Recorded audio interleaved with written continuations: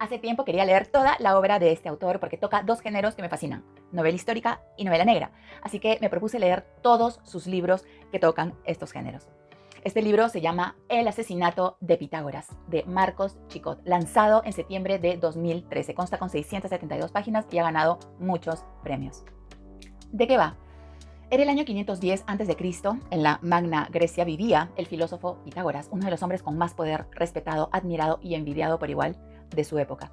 Este decide elegir un sucesor entre 6 discípulos, maestros matemáticos y filósofos más destacados y que él mismo había formado en su comunidad.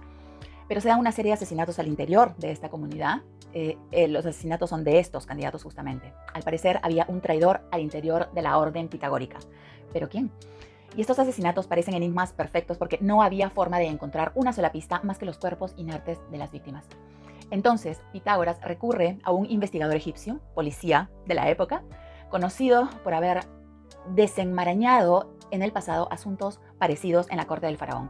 Y el maestro Pitágoras le dice que trabaje con su hija, Ariadna, porque ella era de su total confianza, tenía una inteligencia superior, era maestra matemática y conocía todo el ambiente pitagórico. También hay una subtrama al inicio del relato que nos narra uno de los casos que resolvió Aquenón en la ciudad de Síbaris, la ciudad de lujo, con un millonario comerciante de nombre Glauco y su amante esclavo. Y por ese caso que fue tan sonado, Pitágoras se entera y recurre a Aquenón.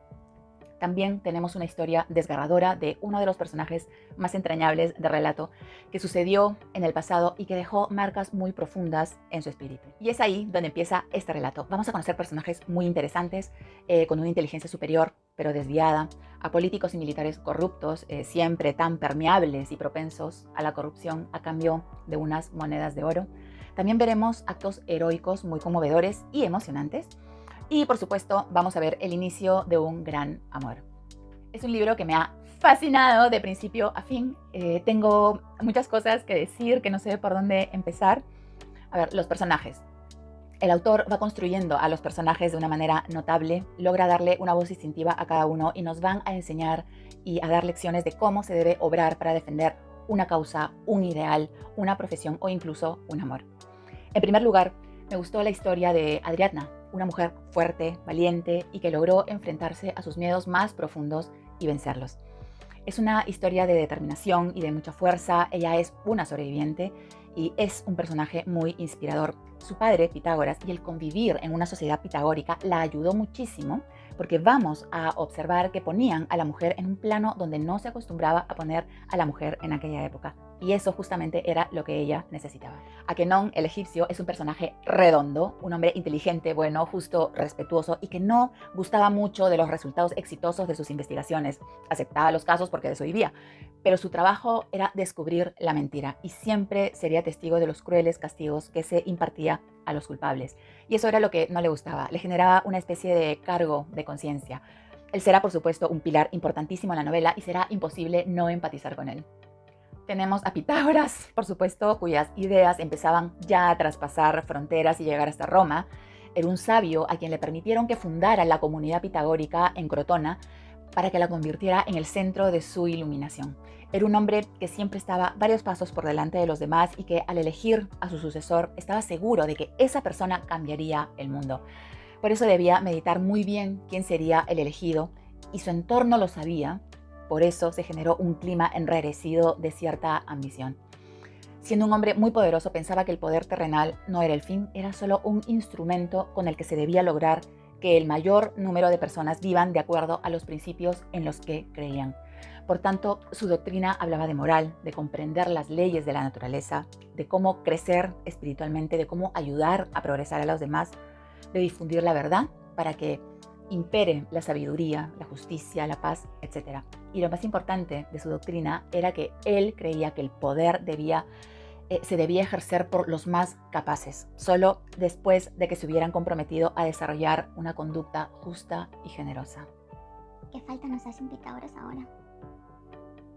El sueño de Pitágoras, nos cuenta el libro, era tener un mundo en el que no hubiera diferencias de trato ni de derechos jurídicos por pertenecer a diferentes razas o naciones, o sea, igualdad ante la ley.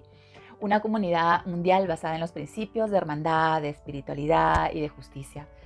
Vamos a ver el conflicto de Pitágoras en la batalla de Crotona Él le dio a las tropas un consejo brillante que llevaron a cabo, porque era su deber, debía defender a su comunidad. Sin embargo, él decía con mucha amargura: es la primera vez que utilizo mi poder para destruir.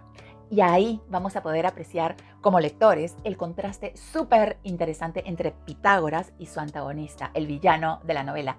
Este personaje dirigía las fuerzas de Síbaris en contra de Crotona, o sea, en contra de las fuerzas de Pitágoras. Y al ver el enfrentamiento de los soldados en el campo de batalla, se decía con satisfacción: 50.000 hombres matándose entre ellos solo porque yo lo he querido. Y se cebaba en ello.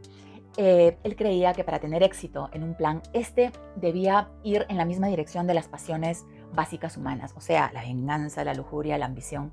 Así manipulaba a los hombres para que les sirvieran, poniéndolos en contacto con sus deseos más intensos. Por tanto, era una persona que siempre utilizaba la más peligrosa de las mentiras, la que contenía parte de verdad. Era la antítesis de Pitágoras, un prodigioso demonio, por supuesto, pero un gran personaje, por cierto. El autor logra construir imágenes y descripciones muy precisas en varias partes de la novela. Su uso del lenguaje es muy bueno, sobre todo en la batalla contra Síbaris. Son capítulos muy intensos que van de menos a más, con mucha intensidad, con mucha emoción. Tiene un ritmo, a mi parecer, perfecto, apasionante, y hay muchas reflexiones sobre la guerra también. Esta batalla fue liderada por otro personaje maravilloso y que existió en la vida real, de nombre Milón de Crotona, yerno de Pitágoras, comandante de las tropas de Crotona que enfrentaron al ejército de Síbaris, y que fue un coloso invicto durante décadas en las competiciones de lucha de los Juegos Olímpicos de la Antigüedad. Podemos apreciar también un gran trabajo de investigación. Hay partes donde explica teoremas matemáticos complicadísimos. Obviamente fueron partes que no entendí, pero de las cuales valoro su presencia en este libro porque demuestra la gran pasión que el autor ha puesto en la realización de esta obra. La novela tiene un ritmo perfecto, salvo en 10 capítulos cercanos al final.